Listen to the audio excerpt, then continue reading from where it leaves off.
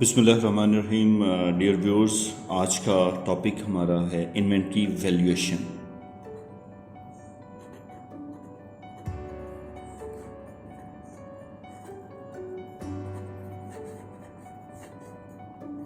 Inventory valuation ये financial accounting का basically आपका टॉपिक है और कुछ इसके अंदर कॉस्ट काउंटिंग भी इन्वॉल्व होती है कि जब हमने इन्वेंट्री की कॉस्ट को फाइंड आउट करना होता है। तो इन्वेंट्री वैल्यूएशन को जो फाइनेंशियल अकाउंटिंग का स्टैंडर्ड डील करता है उसे बोलते हैं IAS 2 international accounting standard 2 which states कि आपने इन्वेंट्री को वैल्यू करना है। Inventory is valued at lower of cost और NRV stands for net realizable value. Means कि आपकी जो इन्वेंट्री में जो इन्वेंट्री पड़ी हुई है वो इन्वेंट्री अगर आज हम सेल करें और या बेचें, सेल करें तो हमें नेट कितने पैसे मिलेंगे। फॉर सपोज कोई इन्वेंट्री कोई आर्टिकल है वो $15 का बिकता है, लेकिन उसे बेचने में आपके ट्रांसपोर्टेशन है या सेलिंग एक्सपेंसेस हैं वो भी इनकर होते हैं। मैं यहाँ पर सपोज करता हूँ कि सेलिंग प्राइस 15 है और उसको बेचने के लिए आपके $3 स्पेंड हो जाते हैं, तो आपके पास नेट प्रोसीड कितनी आएगी? $12। तो उस आर्टिकल की NRV $12 होगी। तो ये NRV है। ये क्वेश्चन में नॉर्मली आपको गिवन होती है, अदरवाइज सेलिंग प्राइस एक्सपेक्टेड दे देंगे और एक्सपेक्टेड उसके फ्यूचर एक्सपेंसेस दे देंगे टू सेल। तो ये आपकी जो है ना NRV $12 आएगी। अब यहाँ पे कॉस्ट की बात है। कॉस्ट अगर आपके पास सपोज कॉस्ट उस आर्टिकल की आती है $10, तो अकॉर्डिंग टू IAS 2 अब आपने इन्वेंट्री की वैल्यू क्या लिखनी है? पर यूनिट आपने कितना लिखना है? 10 लिखना है या 12 लिखना है? तो उसमें हमें देखना पड़ेगा लोअर ऑफ, ठीक है, इसका लोअर। तो इसमें से आपकी कॉस्ट जो है ना वो लोअर है, लिहाजा हम कहेंगे इन्वेंट्री is valued at $10। फिर हम ये नहीं लिखेंगे कि कॉस्ट पे हमने इसे वैल्यू किया है या हमने जो है ना इसको NRV पे वैल्यू किया है, वो हमने टेस्ट पहले ही लगा लिया। तो उसमें से जो फाइनल हमारा कंक्लूजन था वो कंक्लूजन हमने यहाँ पर कंक्लूड करके लिख दिया कि इन्वेंट्री को हम यहाँ पे ऐसे वैल्यू करेंगे, ठीक है। तो अब बात ये है कि यहाँ पे जब हम बात करते हैं कॉस्ट की, तो कॉस्ट को फाइंड आउट करने के लिए हमारे पास जो IAS 2 ने मेथड दिए हुए हैं या वो एरिया आ गया जिसमें आपका कॉस्ट काउंटेंट भी इन्वॉल्व होता है। तो कॉस्ट को फाइंड आउट करने के लिए हमारे पास जो मेथड्स हैं इंटरनेशनल अकाउंटिंग स्टैंडर्ड ने दिए, वो हमारे पास 2 मेथड्स हैं। प्रीवियसली ज़्यादा थे, लेकिन अब उन्होंने जो है ना वो जो है ना 3 मेथड थे। तीसरा मेथड जो है ना उन्होंने एब्सोल्यूट कर दिया, उसका नाम भी मैं आपको बता दूंगा। तो पहला मेथड है आपका first in first out, FIFO method या FIFO मेथड भी बोलते हैं इसे, और एवको एवरेज कॉस्टिंग मेथड। तो इसको बोलते हैं फर्स्ट इन और फर्स्ट आउट। मीन कि जो यूनिट आपके पास रिसीव हुए थे प्रीवियस डेट के अंदर, उनकी जो भी वैल्यू थी, जब आपने इशू करने हैं यूनिट्स तो कॉस्ट काउंटेंट क्या करेगा, उस स्टोर लेजर कार्ड के अंदर उसको जो है ना वो आउट करेगा सबसे पहले पुराने वाले की वैल्यू को। इसी तरह एवरेज कॉस्टिंग मेथड के अंदर इसको बोलते हैं एवरेज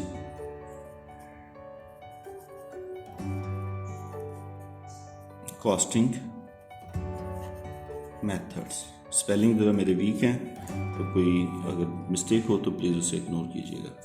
अच्छा जी, अब हम एक सिंपल सी एग्जांपल लेंगे और उससे हम कैलकुलेट करेंगे FIFO और एवको, उनके अंदर कॉस्ट को कैसे रिकॉर्ड करते हैं। तो इसके लिए जो फॉर्मेट यूज़ होता है या फॉर्म यूज़ होता है उसको बोलते हैं material store ledger card. Material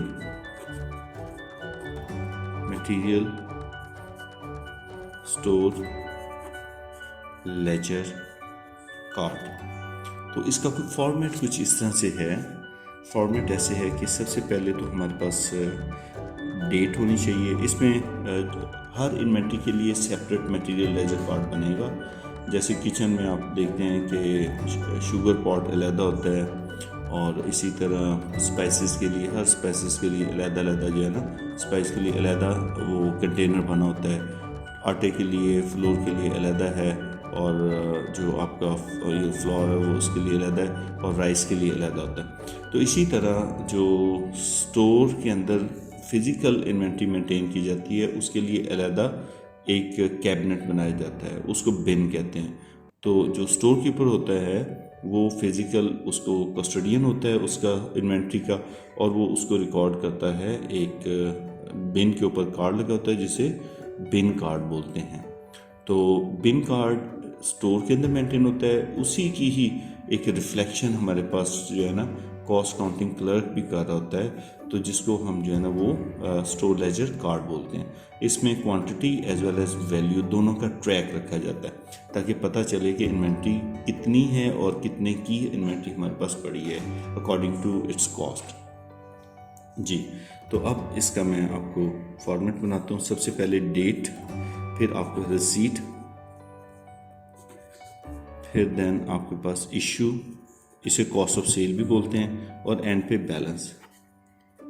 major ये तीन आपके जो है ना वो कॉलम्स होते हैं। इनको डिवाइड किया होता है फर्दर आगे। जैसे मैंने आपको अभी मैं बता रहा था कि हर स्टोर के लिए अलग-अलग से आपको वो चीज़ें गिवन होंगी।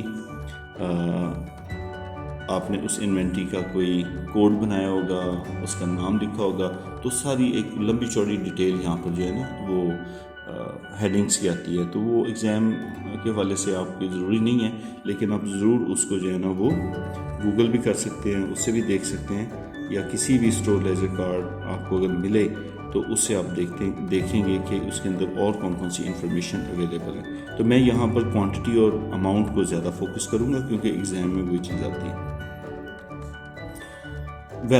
तो ये आपका जो है ना, अब रिसीट के लिए फर्दर जो इंफॉर्मेशन है वो जब आपके पास चीज़ें आती हैं तो उसकी क्वांटिटी कितनी आई, ये एक स्पेसिफिक थिंग के लिए बनेगा।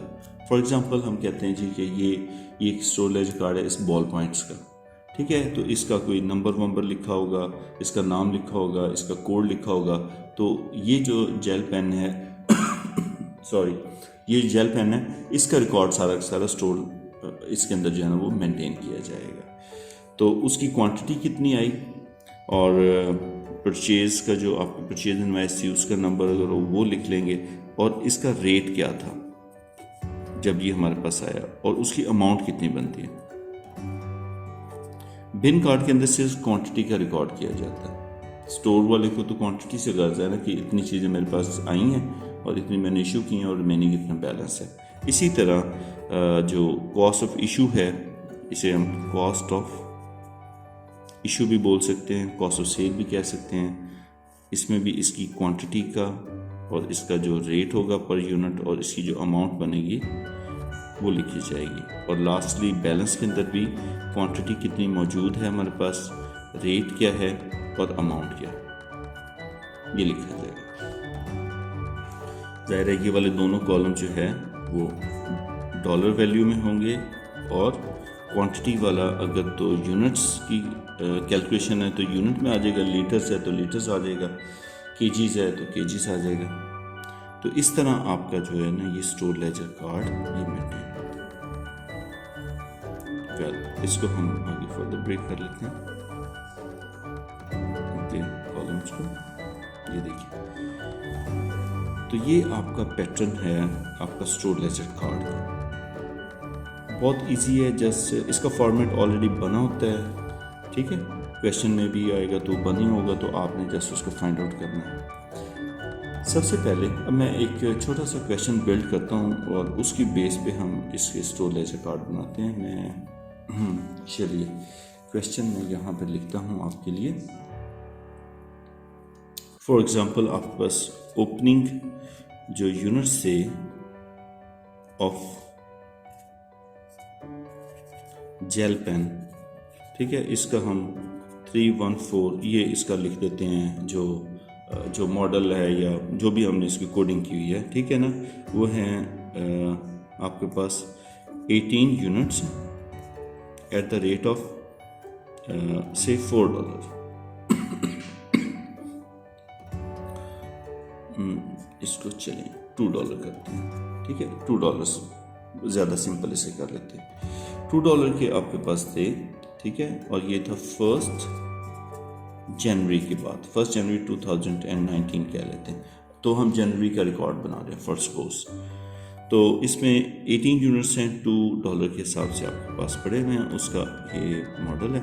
फिर आपने जो है ना वो 5 जैन को आपने परचेज़ कर लिया, purchase 30 units at the rate of $3 के साथ से आपने 30 जो है ना वो और बॉट कर लिए।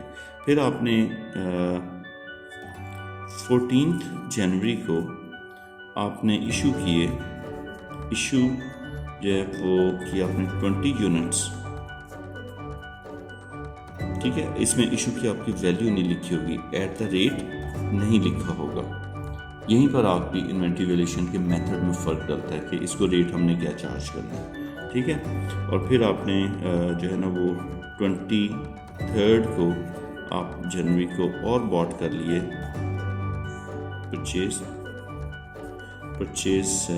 40 यूनिट्स एट द रेट से और रेट हमारा बढ़ रहा है तो हम उसको $4 में अगर परचेज कर रहे हैं तो 27 को जनवरी को आपने जो है ना इशू कर दिए वेल से आपने 35 यूनिट्स आपने इशू कर दिए। तो अब हमने देखना ये है कि अब मालूम हमने क्या करना है, मालूम करना है आपने वैल्यू ऑफ या जो है ना वो जो आपकी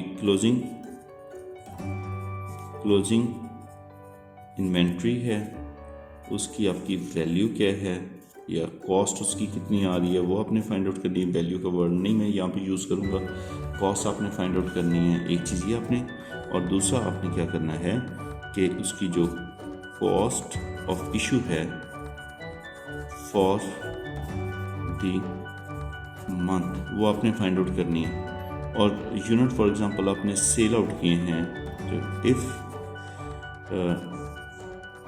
यूनिट्स आर सोल्ड फॉर, अगर वो सारे के सारे यूनिट एक्सपोज हम कर लेते हैं कि उन्होंने इसको बेचा $500 में फॉर द मंथ, तो आपने फाइंड आउट करना है कैलकुलेट ग्रॉस प्रॉफिट, वो कितना ये आपने फाइंड आउट करना है। ऑलराइट, तो ये हमारे पास इंफॉर्मेशन है, इस इंफॉर्मेशन को हम प्लेस करेंगे और हम देखेंगे कि हमारे पास यूनिट कितने जो है ना वो इन्वेंट्री के अंदर कितनी वैल्यू है, क्लोजिंग इन्वेंट्री यानी कि 31 जनवरी की बात हम करेंगे कि 2019, ठीक है। ये हमारा क्वेश्चन बिल्ड हो गया, इसको हम यहाँ पर लेके चलेंगे, राइट। तो first requirement, second cost of issue, और थर्ड अगर आपके वो $500 की सेल प्रोसीड है तो ग्रॉस प्रॉफिट कितना है ये आपने फाइंड आउट करना है। ओके, तो ये क्वेश्चन है, इसको अब हम यहाँ पे प्लेस करते हैं। सबसे पहले आप ओपनिंग इन्वेंट्री के लिए यहाँ पर डेट कॉलम में आप डालेंगे जो है ना 1 जनवरी 2019 और ओपनिंग बैलेंस आपका है 18 और आपका रेट था $36 इन्वेंट्री आ गई। ओके, इसको आप यहाँ पे बेशक क्लोज कर दें। डेट को लाइन लगाने की ज़रूरत नहीं है, डेट के नीचे बस यहाँ पे, ठीक है। नेक्स्ट आपकी जो एंट्री थी सेकंड एंट्री, ये मैं यहाँ पर इसको मार्क कर लेता हूँ, फर्स्ट, सेकंड और थर्ड और फोर्थ एंड फिफ्थ, ठीक है, 5 आपकी ट्रांजैक्शन थी। सेकंड क्या थी, 5 जनवरी को आपने परचेज किया 30 units at the rate of $3। तो यहाँ पे आप आएंगे अपने जो बॉट वाला है, पहले तो डेट लिखेंगे 3 जनवरी ताकि पता लगे, और जो सोर्स डॉक्यूमेंट है उसका भी रिकॉर्ड हम यहाँ पर मेंटेन करते हैं। तो यहाँ पे 30 यूनिट्स आए $3 के हिसाब से और $90 आपकी इसकी वैल्यू आ गई, क्योंकि 30 यूनिट्स बॉट किए थे 3 के हिसाब से।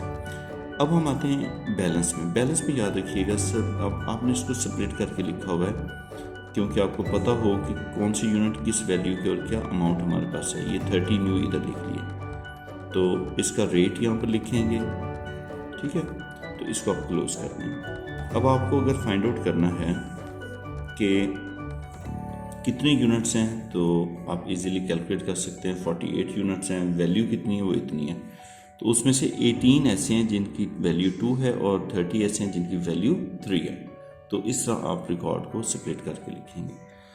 अब आगे आपने 20 यूनिट्स करने हैं इशू, ठीक है, ये देखिए 14 जनवरी की क्या एंट्री है, you have to issue 20 units out of your inventory. तो इशू वाले कॉलम में आप आएंगे और डेट सबसे पहले आप लिखेंगे, यहाँ पर डेट हम लिखेंगे दैट इज 14th जनवरी, और आप इशू के कॉलम में। अब यहाँ पे 20 यूनिट्स अगर मैं लिखता हूँ तो रेट कौन सा लगाऊंगा, आगे ना कन्फ्यूजन। जब ये बात आती है कि इशू आपने करने हैं और इशू आपने पहले वालों में से फर्स्ट इन फर्स्ट आउट करना है या आपने बाद वालों में से करने हैं, बाद वाले कहलाते हैं लास्ट इन फर्स्ट आउट। तो इन्होंने जो IS2 है उसने कहा कि लास्ट इन और फर्स्ट आउट को आपने कैंसिल कर दिया। ये तो आपका क्वेश्चन अराइज ही नहीं होता कि आप जो है ना लाइफो के अंदर चलें, ठीक है। तो आप इधर आप FIFO में चलेंगे या एपको में, दोनों में से कोई मेथड यूज़ कर सकते हैं। तो यहाँ पे अब हमें डिटरमिन करना पड़ेगा कि हम कौन सा मेथड यूज़ करते हैं। तो ये मेथड भी यहाँ पे लिखा होता है कि इन्वेंट्री की वैल्यूएशन का मेथड क्या है, FIFO। मैं फर्स्ट आपको FIFO करवाऊँगा, बाद में हम चलेंगे एपको की जाने जी। FIFO हम यूज़ कर रहे हैं, तो आउट ऑफ 20 जो है 20 हमने इशू करने हैं, तो आउट ऑफ 18 हम सारे के सारे 18 पहले ही यहाँ पर ले लेंगे। उसका रेट क्या था, 2 था, $36 ये। अब टोटल हमने 20 करने थे, तो 2 इसमें से निकल आएंगे, 2 इधर से आ गए और ये 3 का रेट आ गया और ये आपके $6।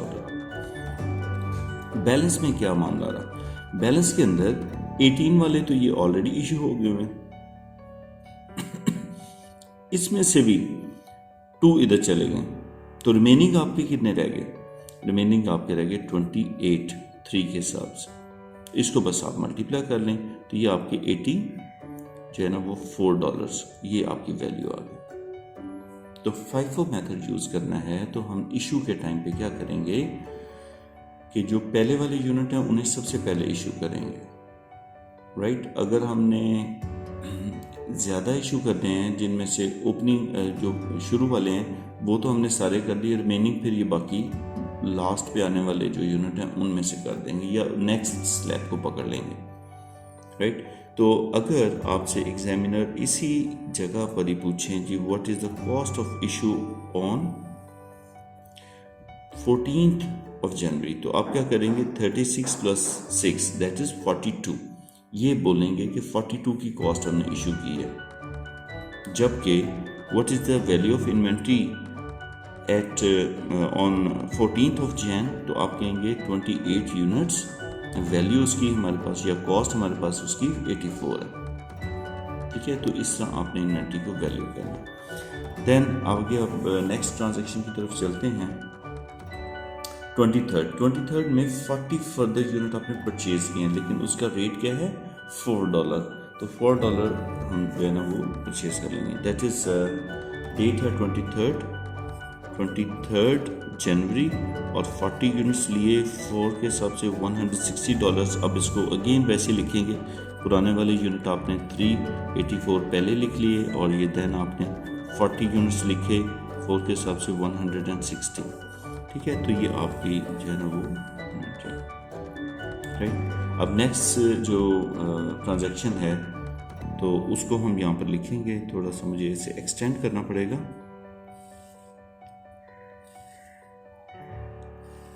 क्वेश्चन क्योंकि मैंने एट रैंडम ही लिया है तो इसलिए मुझे आइडिया पहले नहीं था कि हमारा क्वेश्चन कितना लेंथी चलेगा। मुझे लगता है कि और भी ना करना पड़ेगा। तो 27 को आपने इशू कर दिए और वो किए 35 यूनिट्स, ठीक है। अब हम 27 को आ जाएंगे और कितने यूनिट हमने करने हैं 35 और हमारे पास इन्वेंट्री के अंदर देखिए यहाँ पर पहले 28 पड़े हैं। तो सबसे पहले तो ये 28 हम यहाँ से माइनस करेंगे, 84 इन्वेंट्री ये इशू करेंगे और उसके बाद बाकी कितने हमारे पास रह गए और दैट इज 7 यूनिट। तो 7 unit at the rate of 4 $28 यहाँ पर आ जाएंगे। ओके, तो ये आपकी इशू की वैल्यू आ गई 27 की। ऑल टुगेदर जब हम कॉस्ट ऑफ इशू देखेंगे तो ये तमाम वैल्यू को हम एड अप कर लेंगे, ये बाद में करेंगे जी। अब रिमेनिंग देखिए 28 तो यहाँ पर इशू हो गए ये वाले। अब आउट ऑफ 40 हमने 7 यूनिट इधर कर दिए तो ये 43 यूनिट्स आपके रह गए 4 के हिसाब से। तो इसको आप मल्टीप्लाई कर देंगे, कैलकुलेटर से कीजिएगा तो वो हम यहाँ पर लिख लेते हैं और उसकी वैल्यू आती है ये, that is 43 multiplied by that is 33 आपकी वैल्यू आ रही। तो 33 यूनिट्स 33 मल्टीप्लाइड बाय 4 तो ये आपकी वैल्यू आ गई 132 जी। यहाँ पे आपका क्वेश्चन जो है ना वो सो फॉर आपने हल कर लिया, सॉल्व कर लिया।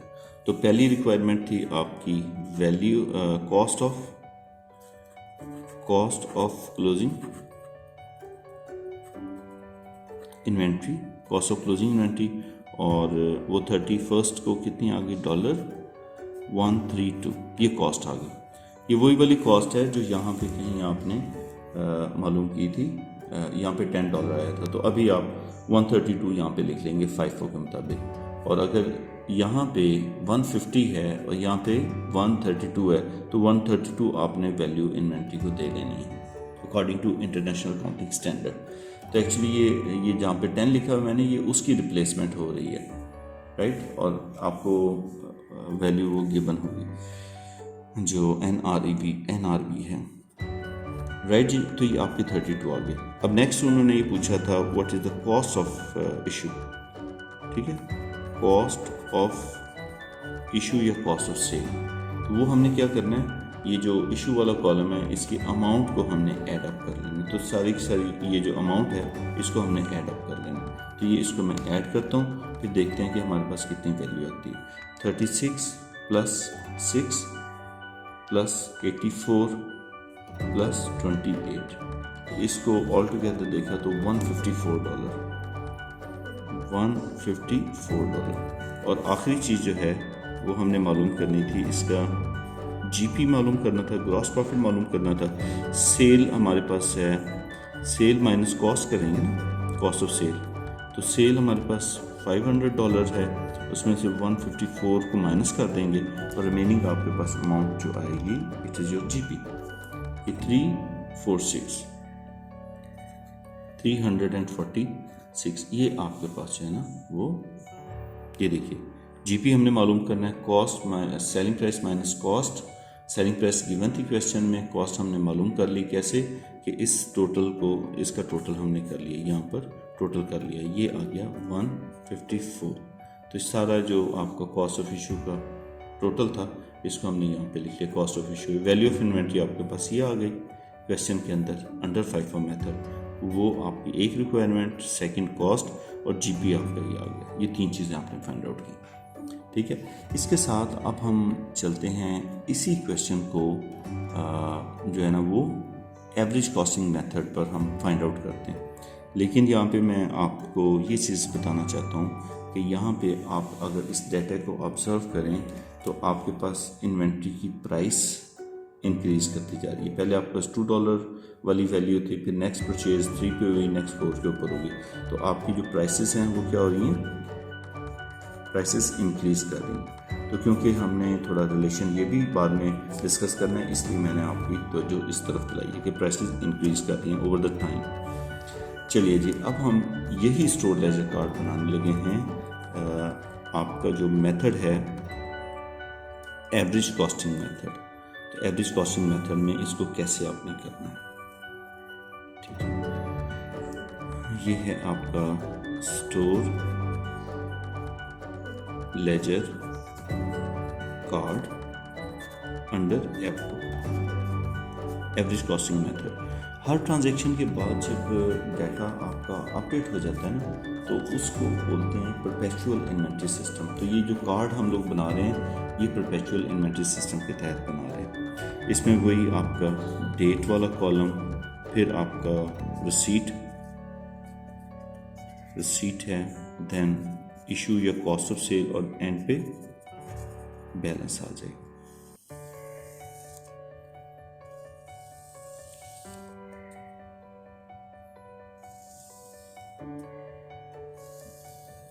इसको फर्दर 3 हिस्सों में ब्रेक कर देंगे, क्वांटिटी, रेट और अमाउंट। फिर आपके पास इसी तरह इशू में क्वांटिटी, रेट और अमाउंट, देन क्वांटिटी, रेट और अमाउंट, ठीक है। तो इसको हम ऐसे कर लेंगे, तो quantity, rate and amount, quantity, rate and amount, quantity, rate and amount, ठीक है। इसको हम यहाँ से ऐसे क्लोज कर लेते हैं। ओपनिंग बैलेंस आपका 1 जनवरी 2019, वो हम एज इट इज़ ले लेंगे, और वो हमारे पास उसमें कोई फ़र्क नहीं आएगा, दैट इज़ 18, और 2 के साथ से ये 36 आ गया, क्या। इसको हम क्लोज कर देंगे फर्स्ट को यहीं पर। फिर हम आएंगे नेक्स्ट इन 5th को। 5th में आपने बॉट किए थे, न्यू बॉट आपने इधर लिखने हैं 30, और 3 के हिसाब से आपने किए थे, तो ये आ गया 90। अब जब ये आया, क्योंकि हम एवरेज कॉस्टिंग मेथड कर रहे हैं, अब करेंगे क्या, सबसे पहले तो यूनिट्स को यूनिट्स में मिला के लिख लें, तो ये आ गई 48, और इसी तरह कॉस्ट को कॉस्ट में मिला दें, तो ये कितने आ जाएगी 126, ठीक है। अब रेट आप कैलकुलेट करेंगे खुद, वो करेंगे एवरेज। तो एवरेज कॉस्ट मालूम करने के लिए आपको पता है कि आप क्या करते हैं कि टोटल कॉस्ट, ठीक है, क्या करते हैं, total cost over total units, तो वो एवरेज कॉस्ट आ जाती है, एवरेज कॉस्ट आ जाती है। तो इसमें टोटल कॉस्ट हमारे पास, मैं दोबारा कैलकुलेटर पे प्लस कर देता हूँ, प्लस, ताकि कोई मिस्टेक ना रह जाए, 126 ओवर यूनिट्स हमारे हैं 48, इसको मैं करूँगा 48 से डिवाइड। तो जब ये वैल्यू आ गई आपकी, इसको आपने राउंड नहीं करना, 2 पॉइंट, कम से कम 4 टिक्स तक तो बिल्कुल नहीं करना आपने, ठीक है। तो ये 2.625 आ गया, ठीक है। तो ये इसको आप क्लोज कर देंगे। ज़्यादातर ये एवरेज कॉस्टिंग मेथड यूज़ करते हैं कॉस्ट काउंटेंट, वो FIFO वगैरह को कम ही वैसे लिफ्ट कराते हैं। तो खैर आपके एग्जामिनर ने अगर पूछा हुआ तो वो तो आपको FIFO यूज़ करना पड़ेगा लाजमी। अच्छा, नेक्स्ट ट्रांजैक्शन थी आपकी 20 यूनिट्स। ये देखिए आपने क्या किया था, 20 यूनिट्स इशू किए थे, कॉस्ट नहीं बताई थी। अब आपने क्या करना है यहाँ पर कि 14th को हम ले लेते हैं, 14th को इशू के आगे यहाँ पे 20 के 20 लिख देना, क्योंकि रेट सेम है हमारा, तो रेट ये वाला लेना है जो कि न्यू रेट आपका कैलकुलेट हुआ है, और इसको मल्टीप्लाई कर देंगे 20 के साथ, तो आपकी वैल्यू आ जाएगी 20 मल्टीप्लाइड बाई 2 पॉइंट, तो ये आपका आ गया 52.5, तो वो मैं पॉइंट देखा ना, मैंने कहा ये कैसे हो सकता है। चलिए जी, तो 20 में से 48 में से 20 निकल जाएंगे तो 28 आपके यूनिट्स रह जाएंगे और वैल्यू रेट वही का वही आएगा और इसको जस्ट मल्टीप्लाई कर देंगे तो 2.625 मल्टीप्लाइड बाय 28, तो ये आपके पास आ गई 73.5, ये वैल्यू आ गई। तो एग्ज़ाम में आप अगर आपने ये ठीक कैलकुलेट किया तो जस्ट इसमें से इसका डिफरेंस ले लें, इसमें से इसे माइनस कर लें, तभी आपकी ये वैल्यू रिमेनिंग आ जाएगी।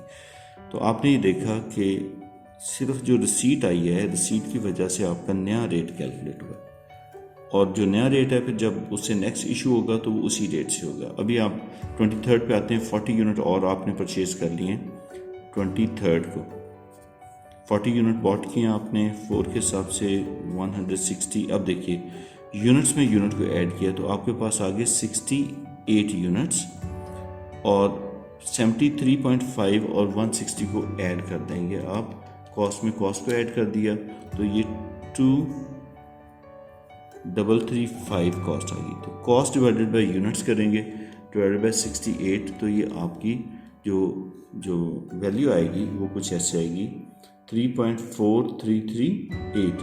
तो इसको मैं जो है ना वो 4 टिक्स तक राउंड करूँगा, क्योंकि इसको अगर हम राउंड ऑफ कर लेंगे 2 डेसिमल तक या 3 तक तो फिर प्रॉब्लम अराइज होगी। तो मैं इसको ये ऐसे लिखूँगा, फिर आपका जो आंसर है वो टैली नहीं करेगा। और 27th को अब लास्ट ट्रांजैक्शन हुई, आपने 35 इशू कर दी। तो इशू कॉलम में आते हैं, 35 यूनिट आपने इशू कर दिए, रेट आपने यही अप्लाई करना है। तो वो रेट है आपका 3.4338। मैंने यहाँ पर राउंड नहीं किया, मैं इसको मल्टीप्लाई ऐसे करता हूँ ताकि ज़्यादा एक्यूरेट मेरा आंसर आएगा। ये आएगा मेरा 120.18। ओके, सो और रिमेनिंग मेरे पास कितने रह गए, 68 में से 35 यूनिट आउट किए तो 33 यूनिट्स।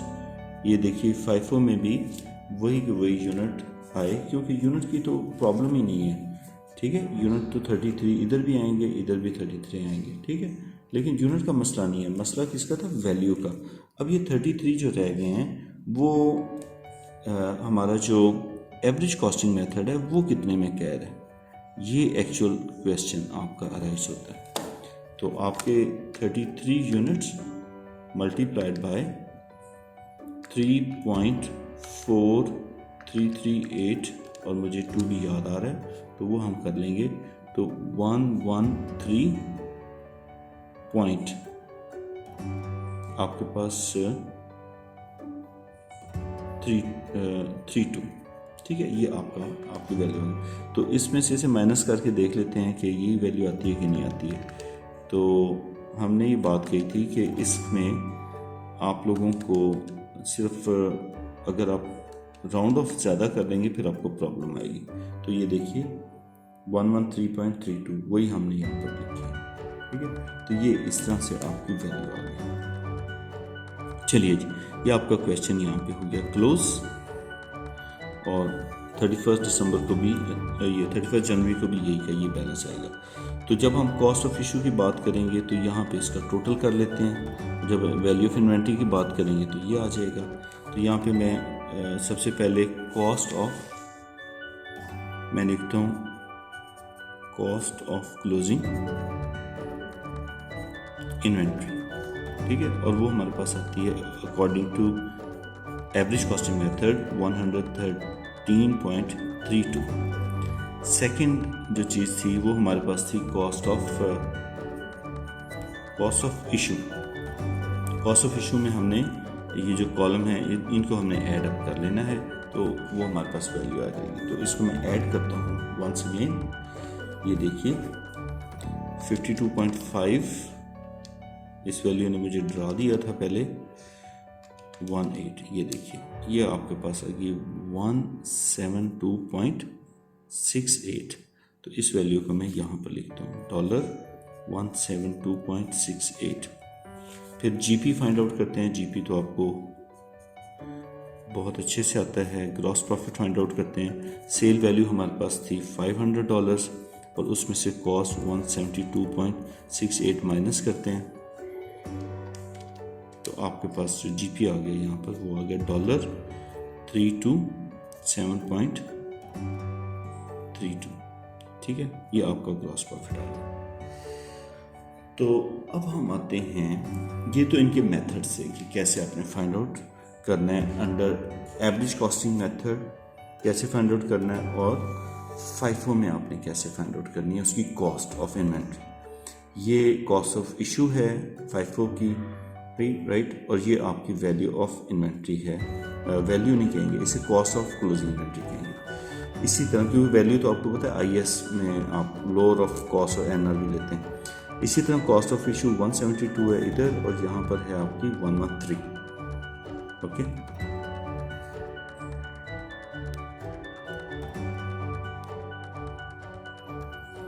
जब प्राइसेस इंक्रीज कर रही होती हैं तो जो दोनों सिस्टम हैं एवको और फाइफो वो डिफरेंट तरह से रिस्पॉन्ड कर रहे होते हैं, डिफरेंट वैल्यूज़ दे रहे होते हैं। हालांकि बिजनेस एक ही है और सिर्फ हमने मेथड चेंज किया, उससे हमारा ग्रॉस प्रॉफिट का भी फ़र्क आ गया, कॉस्ट ऑफ सेल का भी फ़र्क आ गया और क्लोजिंग इन्वेंट्री का भी फ़र्क आ गया। तो सबसे पहले हम अंडरस्टैंड करते हैं कि जब प्राइसेस इंक्रीज़ कर रही होती हैं इन्वेंट्री की तो उस टाइम पे हमारा जो कॉस्ट ऑफ इशू है उसकी क्या सिचुएशन होती है। देन जो इन्वेंट्री है क्लोजिंग इन्वेंट्री, यानी कि क्लोजिंग इन्वेंट्री, उसकी क्या सिचुएशन आती है, क्योंकि उसमें तो अभी कॉस्ट ही हमने मालूम करनी है ना, वैल्यू की बात नहीं हम कर रहे थे। ठीक है, और लास्टली जो है वो जो ग्रॉस प्रॉफिट है वो, यहाँ पे एक चीज़ और अंडरस्टैंड कर लें कि जो कॉस्ट ऑफ इशू है वो इन दोनों का ऑपोजिट है। जो कॉस्ट ज़्यादा शो करेगा उसमें आपकी इन्वेंट्री भी कम शो होगी और प्रॉफिट भी कम होगा। जो कॉस्ट कम शो करेगा सिस्टम, उसमें ये दोनों आपस में ये ज़्यादा आएंगे, यानी कि इन दोनों का आपस में रिलेशन डायरेक्ट रिलेशन है। इसका इनके साथ इन्वर्स है, क्योंकि ये कॉस्ट है और ये आपका जो है ना वो एसेट्स हैं, राइट। ये इनकम है और ये आपका ऑपोजिट है, इन दोनों के ये ऑपोजिट आएगा, राइट जी। तो यहाँ पे अब आप देखिए कि मेरे पास जो कॉस्ट ऑफ इशू है, मैं यहाँ पर एवको से शुरू करता हूँ, एवको, और यहाँ पे मैं लिखता हूँ 5। इसी तरह यहाँ पे एवको और इधर 5, इधर मैं लिखता हूँ एवको और इधर मैं लिखता हूँ 5। आप 5 पहले भी लिख सकते हैं, कोई इशू नहीं है, ठीक है। अब हमने जो अभी क्वेश्चन किया उससे हमने देखा जब प्राइसेस इंक्रीज कर रही थी तो जो एवरेज कॉस्टिंग मेथड था उसमें जो कॉस्ट ऑफ इशू थी, ये मैं पेज यहाँ पे करता हूँ, ये इसको मैं ब्लू पेन से मार्क करूँगा ताकि आपको पता लग जाए। कॉस्ट ऑफ इशू, ये देखिए एफ को क्या कह रहा था कि मेरे उन्हीं यूनिट्स की, जितने यूनिट्स उन्होंने फाइफो में यूज़ किए थे वही यूज़ किए ना, और वही डाटा ऐसे हैं। तो ये 172.68 यानी कि ऑलमोस्ट $173 जो है ना, उसको ये जो कॉस्ट ऑफ इशू है वो बना रहा है यहाँ पर। जबकि आपकी जो कॉस्ट ऑफ इशू है अकॉर्डिंग टू योर फाइफो वो कह रहा है कि 154 है, कॉस्ट ये कम शो कर रहा है। रीज़न बिहाइंड क्या है कि ये पुराने और सस्ते वाले यूनिट आगे शिफ्ट कर रहा है, इसलिए इसकी कॉस्ट ऑफ इशू कम है। ये हर दफ़ा एवरेज कैलकुलेट करता है तब इशू करता है, तो जाहिर है कि नए वाले जो यूनिट हैं वो ज़्यादा कॉस्टली हैं, ज़्यादा महंगे हैं, तो वो जब साथ मिलते हैं तो एवरेज कॉस्ट को ऊपर उठा लेते हैं, ज़्यादा कर देते हैं, इसलिए कॉस्ट ऑफ इशू ज़्यादा है। तो यहाँ पे हम इसको जो है ना वो इस टेबल को या इस पॉइंट को क्लियर करते हैं। यहाँ पे कॉस्ट ऑफ इशू फाइफो ज़्यादा शो करेगा, एफको ज़्यादा शो करेगा फाइफो की निस्बत। तो मैंने आपसे कहा था कॉस्ट का और इनका रिलेशन आपस में ऑपोजिट है। अगर ये कॉस्ट ज़्यादा शो कर रहा है तो इन्वेंट्री की वैल्यू भी कम शो करेगा और जीपी भी कम शो करेगा। उसको हम प्रूव कर लेते हैं। पिछली जो इन्फॉर्मेशन है, ठीक है। मैं यहाँ पर बल्कि आपको इसकी वैल्यूज़ यहाँ पे प्लेस कर देता हूँ ताकि आप उससे अंदाज़ा लगा लें।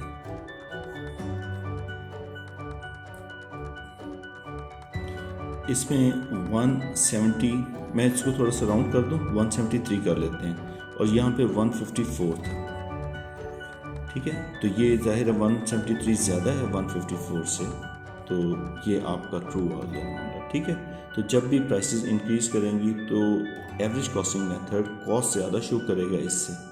अब इन्वेंट्री की वैल्यू देख लेते हैं। जो FIFO है उसकी इन्वेंट्री की वैल्यू मेरे पास आ रही है 132, और जो एफको था उसमें मेरे पास इसकी जो इन्वेंट्री की वैल्यू है 113.32। तो ये देखिए, ठीक है। तो ये 132 ज़्यादा है इससे, राइट। और जीपी की जब हम कैलकुलेशन करते हैं तो एवरेज का जो जीपी है एवरेज कॉस्टिंग मेथड का वो 327.32 समथिंग है। मैं पॉइंट अभी स्किप कर रहा हूँ इधर। और उसके बाद जो आपका प्रॉफिट था ये 346 विच इज़ ग्रेटर दैन, तो जब प्राइसेस इंक्रीज करेंगी तो ये रिलेशन बनेगा इनका, एवरेज का और इसका। तो आई होप कि प्राइसेस डिक्रीज़ करने के हवाले से आपको इशू नहीं होगा, वो आप खुद करेंगे। प्राइसेस जब डिक्रीज़ करेंगी तो इनका रिलेशन कैसे आएगा, ऐसे ही आप लिख लीजिएगा कॉस्ट ऑफ इशू और जो क्लोजिंग इन्वेंट्री है, क्लोजिंग इन्वेंट्री की वैल्यू और ग्रॉस प्रॉफिट की, ठीक है। तो यहाँ पे आप क्योंकि वही टेबल हमने यूज़ किया हुआ है तो एफको और FIFO आपने खुद कैलकुलेट करना है, ओके। और इसी तरह एफको और FIFO। मैंने जो आपको क्वेश्चन करवाया एफको और FIFO, मैंने जो आपको क्वेश्चन करवाया उसमें जो मैंने डाटा लिया उसमें पहले मैंने $2 रखे प्राइस, फिर 3, फिर 4। आप रिवर्स करके देखें ज़रा, पहले 4 रखें, फिर 3, फिर 2, और फिर आप रिलेशन देखिएगा। वो आपके ये वाले जो वैल्यूज़ हैं वो इस टेबल को फिर आपने फाइंड आउट करना है, ठीक है। यहाँ पे एफको इज ग्रेटर आएगा या लेस आएगा, एक कॉमन सेंस की बात है। तो यहाँ पर क्या हो रहा है, यहाँ पे ग्रेटर है, प्राइस इंक्रीज हो रही है, तो यहाँ पे डिक्रीज हो रही है तो डेफिनेटली रिवर्स होगा, लेकिन इसको आपने प्रूव करना है, ठीक है। And that's all about your inventory valuation, ठीक है। इन्वेंट्री की जो वैल्यूएशन के हवाले से ये आपका स्टोर लेजर कार्ड आपका बनता है। जैसी ट्रांजैक्शन एक नहीं आती है तो वो जो है ना अपडेट हो जाता है, वो उसका रिकॉर्ड अपडेट होता है, बैलेंस का भी हो सारा। तो इसलिए इसको परपेचुअल इन्वेंट्री सिस्टम कहते हैं। दूसरा सिस्टम होता है पीरियोडिक। बहुत सिंपल है कि आपने पूरे मंथ की जो बाइंग है वो आपने एक साइड पे लिख लेनी है, जो इशू है उसे दूसरे साइड पे लिखना है। तो इशू में से जो बाइंग में से इशू की वैल्यू को लेस कर देंगे तो बाकी आपका जो है ना वो आ जाएगा, जो क्लोजिंग इन्वेंट्री के यूनिट्स आ जाएंगे।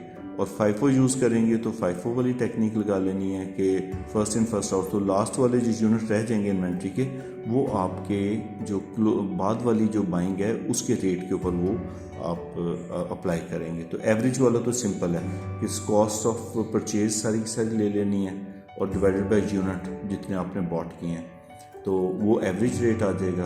और जितने इशू किए हैं उनको आप मल्टीप्लाई करेंगे, वो कॉस्ट ऑफ इशू बन जाएगी। और जितने आपने क्लोजिंग इन्वेंट्री में होल्ड किए हैं उनसे मल्टीप्लाई उस एवरेज रेट को करेंगे तो वो आपका रेट आ जाए, वो वैल्यू आ जाएगी आपकी क्लोजिंग इन्वेंट्री की। ज़्यादातर ये परपेचुअल इन्वेंट्री सिस्टम ही पूछा जाता है।